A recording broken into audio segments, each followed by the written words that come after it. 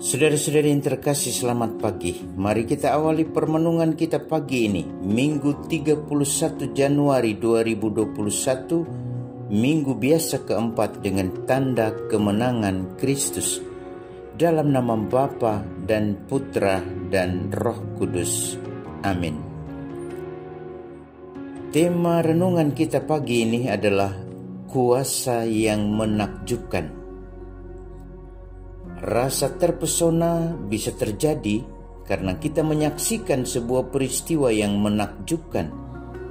Dan sesuatu yang menakjubkan itu pasti berhubungan dengan sifatnya yang luar biasa, tidak pernah terpikirkan sebelumnya. Itulah yang ditunjukkan Yesus pada saat awal pewartaannya di Kapernaum. Dia mengajar dengan kuasa dan dia bertindak pun dengan kuasa. Kata-katanya memiliki daya hidup dan mengubah cara pandang banyak orang karena dia menghadirkan sesuatu yang baru.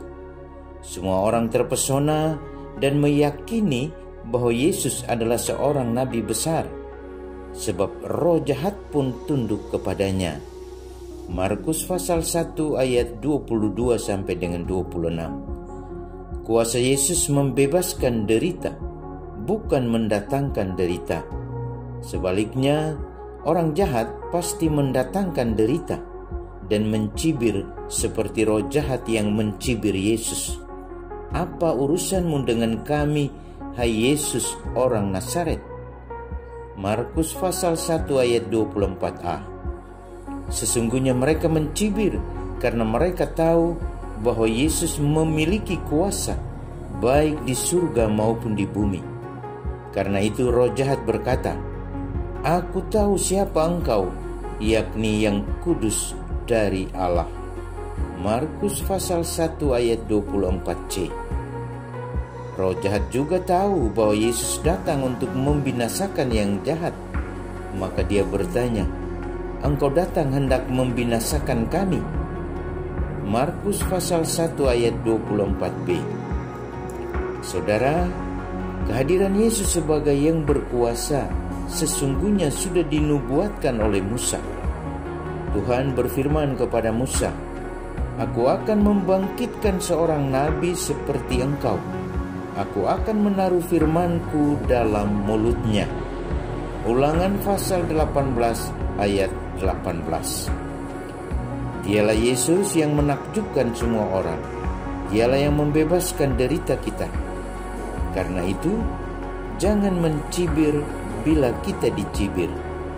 Karena siapapun yang bergelar nabi di dunia ini tidak memiliki kuasa yang menakjubkan seperti Tuhan kita Yesus Kristus. Bercermin pada rasa takjub orang banyak akan kuasa Yesus. Orang-orang takjub mendengar pengajarannya, sebab ia mengajar mereka sebagai orang yang berkuasa. Markus pasal 1 ayat 22. Saudara, rasa takjub akan kuasa Yesus harus dibarengi dengan sikap pasrah dan setia kepadanya. Salam Ornovum, hati baru. Marilah kita berdoa. Tuhan Yesus Kristus, Engkau mengajar dengan kuasa yang menakjubkan. Kami mohon semoga kami mampu melakukan apa yang Engkau lakukan dan yang Engkau ajarkan. Engkaulah Tuhan kami kini dan sepanjang masa. Tuhan memberkati kita. Dalam nama Bapa dan Putra dan Roh Kudus. Amin.